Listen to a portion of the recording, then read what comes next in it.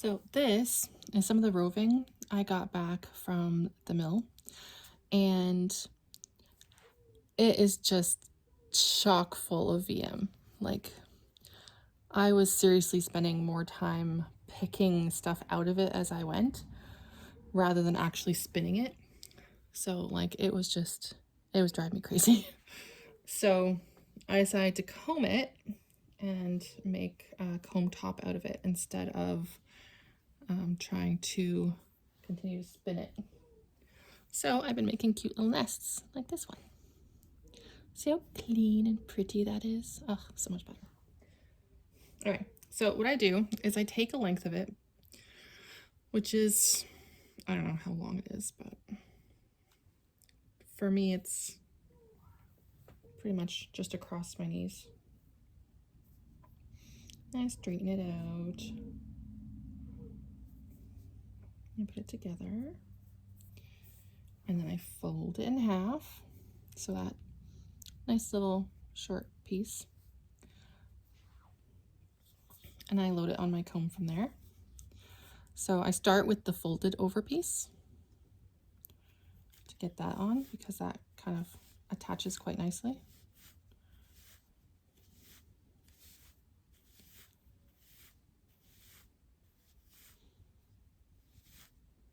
Yeah, it's pretty fluffy, so I will grab the other side with my thumb just to help speed along the process.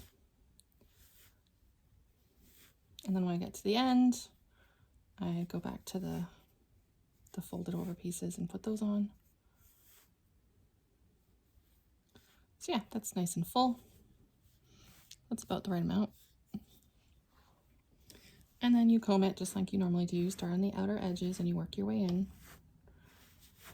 Fortunately, since it's not matted or anything, it's a fairly quick process to comb it. It's not as bad as like starting with a raw fleece, because this has already been washed and processed and carded, so the fibers are already decently well aligned and nice. It's just that there are a lot of shortcuts and VM in it, which is my fault, not the fiber mills. Like, I'm not at all upset with the fiber mill. Like, they did a great job considering I don't coat my sheep or anything like that. You know, they get their hay thrown to them over the fence sometimes, so they get pretty messy with it. And Dingo in particular, that's his fleece here. I know that he actually, when I'm throwing the hay over the fence for him, he'll ram it. That's one of the games like he likes to play. So yeah, even this little bit that I pulled off here has like these little nips and things in it. So I'll just set that aside because it's decently long. And but yeah, you can see all the VM in this, like there's, and all the little like balls of shortcuts and things. So it was very unpleasant to spin because, like I said, I was spending more time just trying to pick stuff out of the roving than I was actually spinning it. And I don't want to pick when I'm spinning. I want to spin when I'm spinning. So I don't mind a little bit here and there, but I don't want to spend the majority of my time picking out shortcuts and vegetable matter. So that's just my little quirk. Sure, it's fine for some people, but not for me. So grab some of those nips. And here's round 2, still quite a bit of VM and shortcuts and stuff in there. So yeah, definitely worth combing again. So because again, it's already been processed, that's usually where I'll stop. And I will kind of go through the comb, and if I see any glaring bits of VM or whatever, I will kind of pick them out before I pull this off for my comb top. So I like to rest it on my knee again here for the leverage, because you have to put a decent amount of strength in to pull this off, but you want to pull slowly and steadily. If you pull it fast, it's just gonna pop off. Oh, hold on, I saw that. And you want it to be like all one piece. You don't want it to be a bunch of little chunks.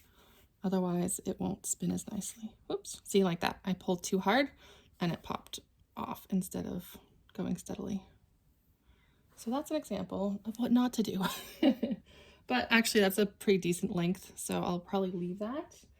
And what I'll do with this is I will just pull it off, and then I will add it to the pile of other short pieces and make a second section out of that. So yeah, that's all your more shortcuts and VM in there. Like that was what, 3 passes? And just a little bit too messy. So then what I do with this beautiful comb top, it's a nice length, so it's not gonna like really get into your spinning when you're going, and they're really nice to spin with, I find. So I just wrap it up into a nice little nest like that. Okay, looks like a little white rose. So pretty. Anyway, and then I just collect all these and I put them in a bag. And the other thing that's really nice about these little nests is they fit beautifully. Sorry, I do have stuff in here, but I'll show you with the lid. They fit beautifully in here in the little container that I use for storing and traveling with my spindles, so that you can bring several with you if you're going somewhere. So that's another example of why they're quite nice to work with. So yeah, that's what I've been working on, and I have quite a bit more to do. I had probably about 13 ounces of this to comb, so I have a lot more to go.